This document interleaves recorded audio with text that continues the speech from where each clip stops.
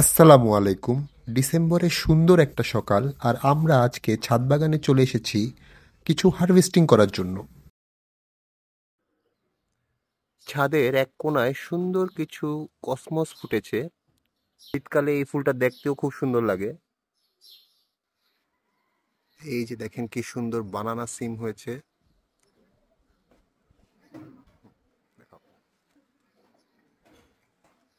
এই যে আমরা এই যে এগুলা হারভেস্ট করবো আজকে।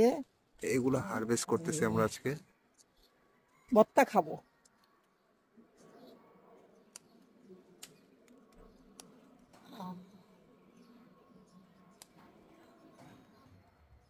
এই যে কি সুন্দর বানানা সিম হয়েছে।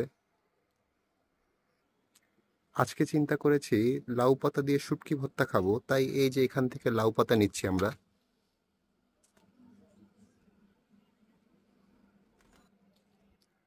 আমরা শরীয়তপুরের মানুষ কলই শাক খুব পছন্দ করি, আর এখানে এই যে দেখেন ছাদে কি সুন্দর কলই শাক বোনা হয়েছে। ছাদের ছোট্ট এই গাছটায় কি সুন্দর থাই সফেদা হয়েছে। আর এই যে এখানে হয়েছে দেখেন 12 মাসি আমরা। এই যে ছাদ থেকে আমরা সফেদা হারভেস্ট করতেছি। এই যে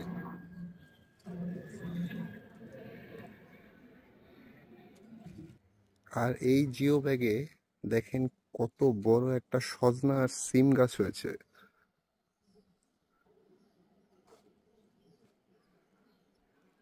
আর ছাদের এক কর্নারে হয়েছে এই থাই আখ।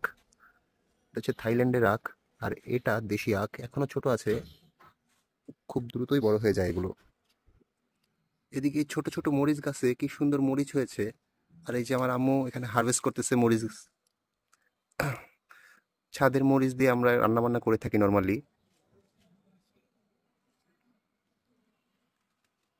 যেহেতু শীতকাল এসে পড়েছে, এই যে বাগানে বিভিন্ন রকম ফুলের আগমন শুরু হয়ে গেছে। এই যে বাগানবিলা, আর এই যে দেখেন নীলমণি নীলমণি ফুলগুলাও ফোটা শুরু করেছে। আর এখানে দেখেন কিছু নাকচাপা ফুলও ফুটেছে, আরো অনেক ফুটবে। শীতের তো মাত্র শুরু।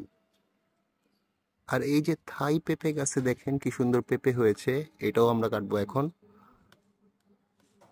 এই যে সুন্দর একটা পেঁপে হয়েছে, মাশাল্লাহ। আর এই হচ্ছে আজকে আমাদের সকালে সম্পূর্ণ হারভেস্ট। আর এই যে এই ফল আর এই ফসল, আর এই যে দেখেন পাখিতেও খেয়ে ফেলেছে সফেদাটা অর্ধেক। এই যে আম্মু কেমন লাগতেছে তোমার? অনেক মজা, এর যে কি মজা!